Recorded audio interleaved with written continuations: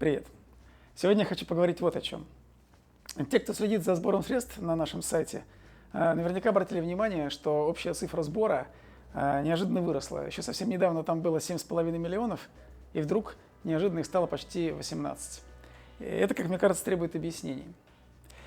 Так вот, во-первых, я хочу, пользуясь случаем, поблагодарить всех тех, кто помогает нашему проекту, и тех, кто делает разовые платежи, и тех, кто с нами уже на протяжении почти уже целого года. Без вас все, что мы делаем, было бы невозможно. Только благодаря вам мы продолжаем двигаться вперед, не останавливаемся, и наш проект обретает все больше и больше плоть и становится все более и более материальным. Вот. Второе, что хочу сказать, это то, что вообще краудфандинг сам по себе, как показал опыт, это объединение усилий очень большого количества людей. И в основном усилий очень небольших. То есть это как бы обычно люди, не обладающие очень большими финансовыми возможностями, скидываются небольшими деньгами. Но поскольку таких людей много, если люди объединены вместе, все это в какой-то момент обретает силу очень большой волны и дает ту мощь, которая, в общем, позволяет двигаться дальше тем, кто собирает деньги на проекты.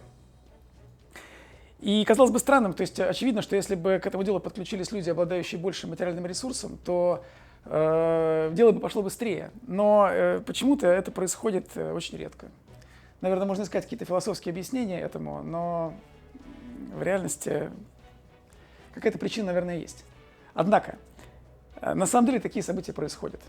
И пускай редко, но тем не менее происходит, и это дает надежду.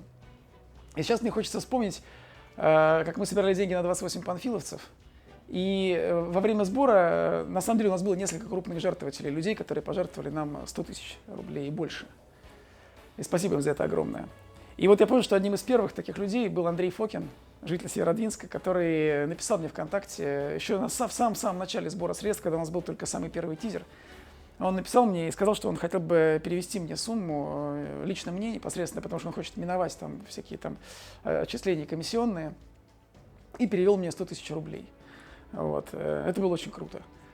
А потом, когда мы сделали наш первый ролик «Сцену в подворственной нише», Андрей снова написал мне и сказал, что он хотел бы передать еще большую сумму. Вот. А поскольку он житель Северодвинска и был он проездом в Петербурге, летел куда-то самолетом, и у нас была возможность встретиться только в аэропорту Пулково. И я не знал, сколько он пожертвует денег, но мне в любом случае хотелось уделить ему какое-то внимание, потому что, естественно, человек делает большое пожертвование, и он сообщает мне какую-то веру в меня, мне казалось это естественным. Но времени было очень мало. И в итоге, по большому счету, Андрей просто передал мне пакет с деньгами, в котором оказался 1 миллион. И сказал мне буквально: просто снимите хорошее кино. Вот так вот просто. Это было совершенно удивительно. И где-то близко по времени, надо сказать, что появился еще один человек по имени Денис Минин. Это руководитель компании «Домашняя кухня», который тоже написал, что он хотел бы помочь. Мы совершенно не понимали, в каком объеме. Он попросил наши реквизиты и перевел нам сумму примерно 10 тысяч долларов. Вот. Так вот тоже ничего как бы не прося ни взамен, никаких особенных условий, просто перевел деньги и сказал: сделайте хорошее кино, ребят. Вот это все наполняет, конечно, очень большой надеждой. Так вот, а когда мы стали собирать деньги на Литвяк, на самом деле мнения даже симпатизирующих нам людей разделились, потому что кто-то говорил, что в эту реку, в эту воду мы дважды войти уже не сможем, что все там поменялось, как бы денег мы не соберем. И, конечно, в ту же воду мы не войдем, это понятно, потому что мы другие, мир другой, и кино мы снимаем другое, и даже деньги собираем другим способом. Но мы собираем. И на самом деле сумма, которая была до сих пор собрана, она меньше, чем те деньги, которые нам нужны для того, чтобы снять кино, но это очень большие деньги и очень большая помощь. И Денис Минин, руководитель «Домашней кухни», который на панфиловцев пожертвовал 10 тысяч долларов, он снова с нами и написал нам точно так же, и точно так же, без всякого пафоса, без всяких каких-то требований, перевел 10 тысяч долларов, какую-то похожую сумму, и снова нас поддержал. Вот. А недавно произошло такое событие, опять-таки мне написал ВКонтакте человек, который представился Алексеем и, в принципе, пожелал остаться как бы неизвестным. Правда, он был в Москве, а мы как раз по случаю оказались в Москве, потому что были на кастинге. Мы списались там в WhatsApp, и я хотел встретиться с ним вечером, я сказал, что я могу встретиться вечером, потому что тоже, естественно, хотел уделить ему какое-то время. Как-то рассказать, может быть, больше о фильме. Ну, что можно дать взамен человеку, который делает большое пожертвование. Но он вечером не мог, и он написал, что на самом деле он лучше подъедет на Мосфильм, дело там не стоит и 5 минут. И в итоге мы встретились у проходной Мосфильма, и это буквально заняло 5 минут. Он передал мне конверт, в котором был 1 миллион. Сказал, сделайте хорошее кино, и так же точно просто уехал. Вот так вот просто. Такое чудесное событие.